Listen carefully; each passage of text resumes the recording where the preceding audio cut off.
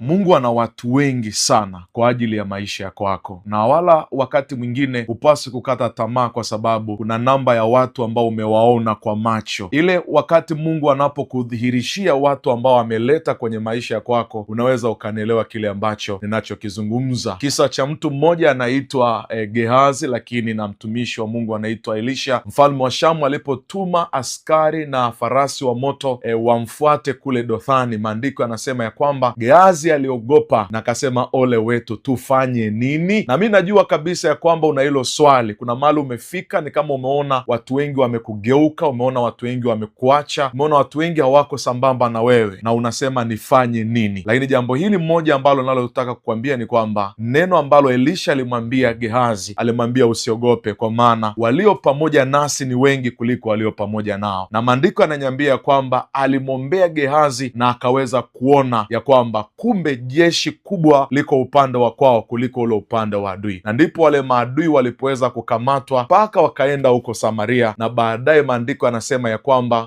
walifanyiwa kile walichoweza kufanyiwa, na maandiko yanasema ya kwamba hawakuwahi kurudi tena katika Israeli. Na mi nimekuombea Mungu akudhihirishie walio wengi walio upande wa kwako kuliko wale ambao wako kinyume upande wa kwako. Pokea upako wa Elisha kila mahali popote uendapo katika jina la Yesu Kristo. Mungu ana watu wengi sana kwa ajili ya maisha ya kwako, na wala wakati mwingine hupaswi kukata tamaa, kwa sababu kuna namba ya watu ambao umewaona kwa macho. Ile wakati Mungu anapokudhihirishia watu ambao ameleta kwenye maisha ya kwako, unaweza ukanielewa kile ambacho ninachokizungumza. Kisa cha mtu mmoja anaitwa Gehazi, lakini na mtumishi wa Mungu anaitwa Elisha. Mfalme wa Shamu alipotuma askari na farasi wa moto wamfuate kule Dothani, maandiko yanasema ya kwamba Gehazi aliogopa na akasema, ole wetu, tufanye nini? Na mi najua kabisa ya kwamba una hilo swali. Kuna mahali umefika, ni kama umeona watu wengi wamekugeuka, umeona watu wengi wamekuacha, umeona watu wengi hawako sambamba na wewe, na unasema nifanye nini? Lakini jambo hili mmoja ambalo nalotaka kukwambia ni kwamba neno ambalo Elisha alimwambia Gehazi, alimwambia usiogope, kwa maana walio pamoja nasi ni wengi kuliko walio pamoja nao. Na maandiko yananiambia kwamba alimwombea Gehazi na akaweza kuona ya kwamba kumbe jeshi kubwa liko upande wa kwao kuliko ule upande wa adui, na ndipo wale maadui walipoweza kukamatwa mpaka wakaenda huko Samaria, na baadaye maandiko yanasema ya kwamba